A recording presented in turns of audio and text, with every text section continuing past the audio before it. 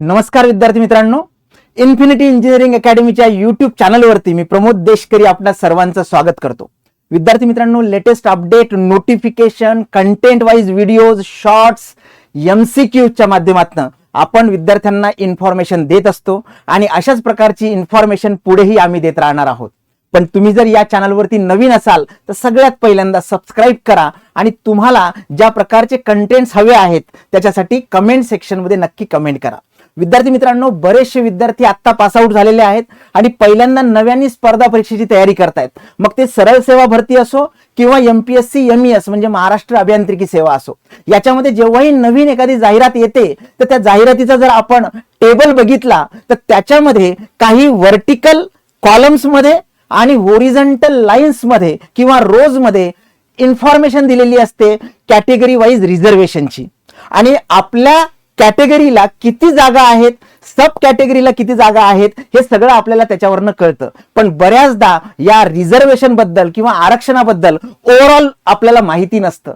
त्यामुळे या महत्वाच्या टॉपिक वरती एक छोटासा व्हिडिओ आपण हा तयार केलेला आहे आणि याच्यामध्ये एकदम स्पेसिफिक माहिती मी तुम्हाला सांगणार आहे.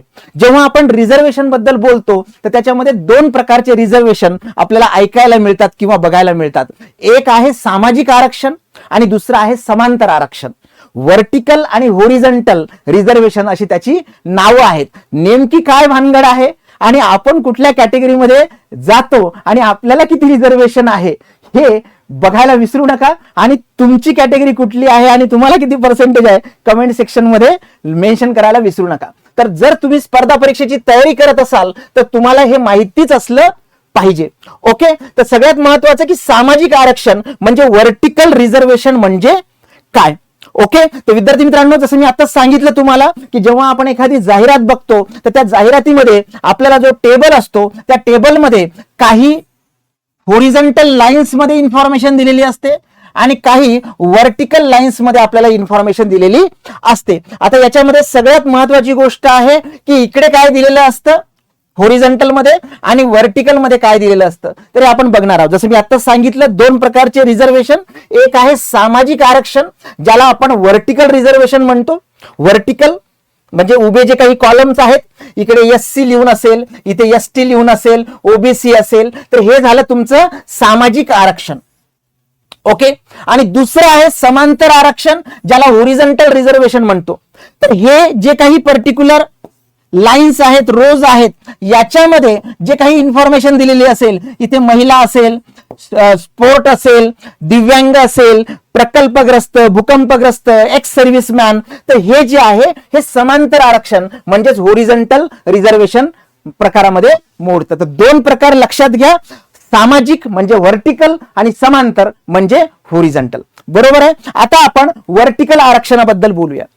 सगळ्यात महत्वाचं की व्हर्टिकल रिझर्वेशन सामाजिक जे काही आपल्याला ज्याला म्हणतो आपण की आरक्षण मिळालेलं आहे हे संविधानानुसार मिळालेलं आहे. हे मुख्य आरक्षण आहे आणि हे मूळ आरक्षण आहे. बरोबर आहे. आणि संविधानानुसार हे प्रत्येक कॅटेगरीला आपल्याला माहिती आहे की स्वातंत्र्योत्तर काळानंतर सामाजिक दरी जी आहे ती भरून काढण्यासाठी प्रत्येक सामाजिक घटकाला, मग ते शैक्षणिक विभागामध्ये असो, सामाजिक मध्ये असो किंवा राजकीय मध्ये असो, तर त्या पर्टिक्युलर घटकाला इक्वल बॅटल ग्राउंड किंवा त्या लेवलला नेण्यासाठी हे आरक्षण आपल्याला मिळालेलं आहे. जसं मी आता सांगितलं की आरक्षणाचा मुख्य उद्देश काय आहे, तर समाजातील वेगवेगळे जे घटक आहेत त्या घटकांना प्रशासनात योग्य प्रतिनिधित्व मिळावं, योग्य बॅटल ग्राउंड मिळावं त्याच्यासाठी हे आपलं सामाजिक आरक्षण आहे ज्याला आपण व्हर्टिकल रिझर्वेशन म्हणतो. येते लक्षात. मग आता याच्यामध्ये कुठलं कुठलं येतं ते आपल्याला माहिती आहे. शेड्यूल ट्राईब असेल, शेड्यूल कास्ट असेल, अदर बॅकवर्ड क्लास असेल, तर असं एक साधारणतः 52% आणि आता मराठा आरक्षणाला मिळून 62%. तर हे जे काही कॅटेगरी आहे किंवा ह्या आरक्षणामधले जे काही घटक आहेत ते जर बघायचे झाले तर आपल्याला इथे बघायला मिळतात. बघा, आता याच्यामध्ये लक्षात घ्या की बेसिकली इथे जर आपण बघितलं तर वेगवेगळ्या गटांसाठी आपल्याला वेगवेगळं आरक्षण किंवा प्रवर्गासाठी वेगवेगळं आरक्षण आहे. जसं शेड्यूल कास्ट, अनुसूचित जाती, बरोबर आहे. तर आपल्याला माहिती आहे याला 13% आरक्षण आहे. शेड्यूल ट्राईब, अनुसूचित जमाती याला 7% आरक्षण हे दिलेलं आहे. अदर बॅकवर्ड क्लास खूप मोठा घटक याच्यामध्ये आहे. ओबीसी ज्याला म्हणतो, इतर मागासवर्गीय 19% याला रिझर्वेशन दिलेलं आहे. स्पेशल बॅकवर्ड क्लास ज्याला आपण विशेष मागास प्रवर्ग म्हणतो, बरोबर आहे, एसबीसी, याला 2% जे आहे हे आरक्षण किंवा रिझर्वेशन या प्रवर्गाला मिळालेलं आहे. बघा, प्रवर्ग हा शब्द लक्षात घ्या. ओके, ज्याला आपण कॅटेगरी म्हणतो. आणि संवर्ग म्हणजे काय, तर तुमचे पद, आपण जे ऍडव्हर्टाइजमेंट बघतो, बरोबर आहे. विमुक्त जाती, विजे डीटी ज्याला म्हणतो, विमुक्त जाती. तर हे जे आहे याच्यामध्ये सुद्धा बेसिकली आता ह्या ज्या कॅटेगरीज आहेत ह्या महाराष्ट्रामध्ये आहेत, सेंट्रलला ह्या कॅटेगरी नाहीत. तर ही जी मंडळी आहे ही सेंट्रलच्या ओबीसी मध्ये मोडते, म्हणून आपल्याला सेंट्रलचं वेगळं certificate, caste certificate, NCL, OBC NCL म्हणतात त्याला, आणि ते दरवर्षी वेगळं काढावं लागतं. तर हे सुद्धा लक्षात घ्या. ओके, तर हे जे विजे आहे, विमुक्त जाती, 3% त्याला रिझर्वेशन आहे. नॉमेडिक जे ट्राईब्स आहेत, ओके, ज्याला आपण एनटी म्हणतो, त्याच्यामध्ये बी, एनटीबी, एनटीसी, एनटीडी, प्रत्येक विद्यार्थ्याला माहिती पाहिजे. जर तो एनटी मधला असेल, बरोबर आहे, नॉमेडिक ट्राईब मधला, तर माझ्या कॅटेगरीला किती आणि माझी कास्ट कुठल्या कॅटेगरीमध्ये जाते, भटक्या जमाती म्हणतात याच्यामध्ये, बरोबर आहे. तर याच्यामध्ये बी असेल जो पहिला आहे तर तो 2.5 आहे त्याला पर्सेंटेज. सी आहे 3.5% रिझर्वेशन आहे. आणि एनटीडी असेल तर त्याला 2% रिझर्वेशन आहे. दुसरी महत्वाची गोष्ट की जे विद्यार्थी कुठल्याही कॅटेगरीमध्ये आहेत पण आर्थिक सक्षम नाहीत, बरोबर आहे, तर आर्थिक दृष्ट्या दुर्बल घटक जे आहे, इकॉनॉमिकली वीकर सेक्शन म्हणजेच ईडब्ल्यूएस, तर ईडब्ल्यूएस आर्थिक दृष्ट्या दुर्बल घटक हे सुद्धा एक कॅटेगरी आहे. उत्पन्नाची मर्यादा, तुमचं उत्पन्नाचं सर्टिफिकेट ज्याला ईडब्ल्यूएस सर्टिफिकेट म्हणतो आपण, तर हे जे आहे विद्यार्थी मित्रांनो हे सुद्धा महत्वाचं आहे. याला 10% रिझर्वेशन आहे. एससीबीसी सोशल म्हणजे सामाजिक आणि एज्युकेशनल म्हणजे शैक्षणिक दृष्ट्या मागास प्रवर्ग, एससीबीसी बॅकवर्ड क्लास, तर हे जर लागू असेल तर याच्यामध्ये सुद्धा एससीबीसी सुद्धा हे काय आहे त्याच्यामधला एक पर्टिक्युलर प्रवर्ग आहे. तर एससीबीसी असेल किंवा बाकीच्या कॅटेगरी असेल तर ह्या गोष्टी लक्षात घ्या तुम्ही की कशा पद्धतीने तुम्हाला इथे पर्टिक्युलर रिझर्वेशन किंवा ज्याला म्हणतो व्हर्टिकल आरक्षण मिळालेलं आहे. आणि याच्यामध्ये बेसिकली मराठा आरक्षण लागू झालंय. ओके, 10%. तर ह्या गोष्टी लक्षात घ्या विद्यार्थी मित्रांनो. हे सगळे प्रकार कशाचे आहेत, हे व्हर्टिकल रिझर्वेशनचे म्हणजे सामाजिक आरक्षणाचे आहेत. तर उभ्या लाईनीमध्ये किंवा व्हर्टिकल लाईन्स मध्ये तुम्हाला हे सगळं बघायला मिळेल. म्हणजे आता जे जे काही आपण बोललो SC, ST, OBC, SCBC, EWS, बरोबर आहे, तर हे जे आहेत हे याच्यामध्ये येतं आणि हे त्यांचे पर्टिक्युलर आरक्षण प्रवर्ग दिलेले आहेत, प्रवर्ग आणि त्यांचे आरक्षण. आता याच्या व्यतिरिक्त जे काही जागा शिल्लक राहतात त्या सगळ्या जागा ज्या आहेत त्या ओपन किंवा त्याला यूआर म्हणजे अनरिझर्व म्हणतो, म्हणजेच काय तर खुला प्रवर्ग.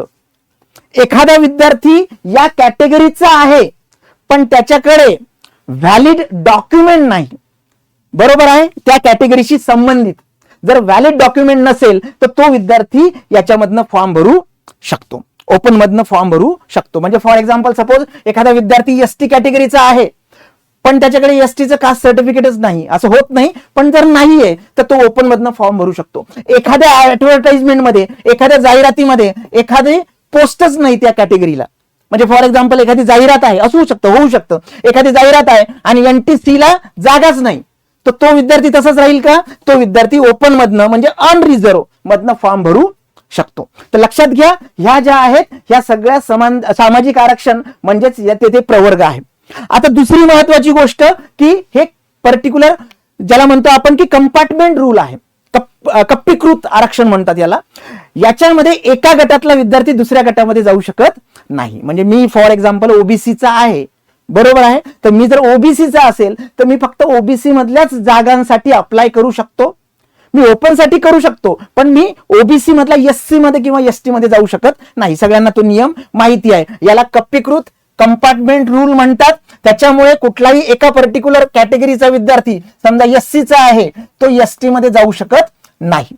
आणि दुसरी महत्वाची गोष्ट की तो ओपन मधनं फॉर्म भरू शकतो. आता नव्याने जो रूल आलेला आहे, आता नवीन नियम जे आहे तर आता जस्ट एक पर्टिक्युलर अपडेट आलेले आहे, त्याच्यावरती आपण एक छोटा व्हिडिओ सुद्धा केला होता, एका व्हिडिओमध्ये बोललो पण होतो की त्याच्यामध्ये आता त्यांनी काय म्हटलेलं आहे की तुम्ही एखाद्या कॅटेगरीशी बिलॉंग करता, समजा मी ओबीसीचा विद्यार्थी आहे तर मी काय केलेलं आहे, मी एज मध्ये रिलॅक्सेशन घेतलेलं आहे. कारण आपल्याला माहिती आहे की जर ओपन कॅटेगरीसाठी 38 वर्षाचा नियम आहे आणि तेच जर मी एखाद्या कास्ट कॅटेगरी मधनं ओबीसी मधनं फॉर्म भरला तर मला 5 वर्षाचं रिलॅक्सेशन म्हणजे 43 वर्ष. माझं वय जर 41 वर्ष असेल तर मी ओपन मधनं फॉर्म भरू शकत नाही. अशा वेळेस मी फॉर्म भरताना 43 वर्षाचा फायदा घेतला किंवा एज रिलॅक्सेशन घेतलं तर मग मला आता ओपन मध्ये जाता येत नाही. हा नवीन अपडेट नियम आहे, त्याच्यावरती वेगळा सेशन आपण केलेला आहे. त्याच्या अगोदरचा मात्र नियम काय होता की मला ते जाता येत होतं, मी ओपन कॅटेगरीच्या कट ऑफ जर क्रॉस केलेला असेल तर मी तिकडे जाऊ शकत होतो. तर याला कंपार्टमेंट रूल म्हणतात.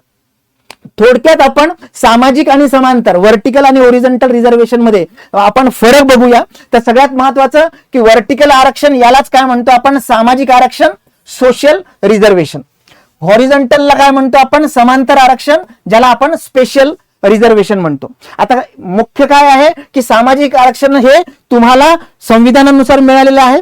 सामाजिक तुमची कास्ट कुठली आहे त्याच्याशी रिलेटेड आणि तुमचं आर्थिक मागासलेपण याच्यावरती आधारित हे आहे. तुम्ही म्हणाल आर्थिक मागासलेपण तर ईडब्ल्यूएस याचं बेस्ट एक्झाम्पल आहे, बरोबर आहे. इकडे तसं नाही. इकडे हॉरिझॉन्टल मध्ये काय आहे की त्याच्यामधली कॅटेगरी आहे, म्हणजे कॅटेगरी मधली कॅटेगरी म्हणजे ओबीसीच्याच जागा आहेत समजा 100 आपण कन्सिडर करूया, तर त्याच्यामधल्या 30 महिलांसाठी, 5 स्पोर्ट पर्सनसाठी, साधारणतः 15 पर्यंत एक्स सर्व्हिसमॅन साठी ते हे असू शकतात. म्हणजे हे हॉरिझॉन्टल म्हणजे कॅटेगरी मधलं ज्याला रिझर्वेशन मधलं रिझर्वेशन आहे ते येते लक्षात. ओके. आणि सगळ्यात महत्वाची गोष्ट की आता जे काही आहे ते अगोदरच्या नियमाप्रमाणे ओपन मध्ये जाऊ शकत होते विद्यार्थी एका पर्टिक्युलर कॅटेगरीचे, आणि आता ते नवीन नियम आलेले आहेत. तर हे कंपॅरिझन आहे त्याच्यामधलं. विद्यार्थी मित्रांनो, सिंपल सोप्या भाषेत आणि थोडक्यात मी सांगण्याचा प्रयत्न केलेला आहे. तरी तुमचे काही डाऊट जर असतील तुमच्या मनामध्ये तर कमेंट सेक्शन मध्ये नक्की टाकायला विसरू नका. आणि जर हा व्हिडिओ आवडला असेल, इन्फॉर्मेटिव्ह असेल तर तुमच्या स्टेटसलाही ठेवा आणि तुमच्या 5 मित्रांना याची लिंक शेअर पण करा. ओके. आणि सगळ्यात महत्वाचं की जे विद्यार्थी आता स्पर्धा परीक्षामध्ये सरळ सेवेची तयारी करतायत, आपल्याला माहिती आहे आगामी येणाऱ्या काळामध्ये WRD, WCD, PWD मधल्या जेई आणि सीएच्या एक्झाम्स ह्या होऊ शकतात. आयोगाकडे ती गेलेले आहेत. त्याच्यामुळे एमपीएससीच्या पॅटर्ननी आपण नवीन बॅच लॉन्च केलेली आहे. ही जी बॅच आहे MPSC civil engineering direct recruitment batch. आणि सगळ्यात महत्वाचं की 17 आणि 18 मे रोजी या 2च दिवशी फक्त आणि फक्त या बॅचची फी आहे 7,999. ही संधी हुकवू नका. अधिक माहिती हवी असेल 7887811411 याच्यावरती संपर्क साधा. ओके. आणि जर व्हिडिओ आवडला असेल तर लाईक नक्कीच करा. Thank you so much.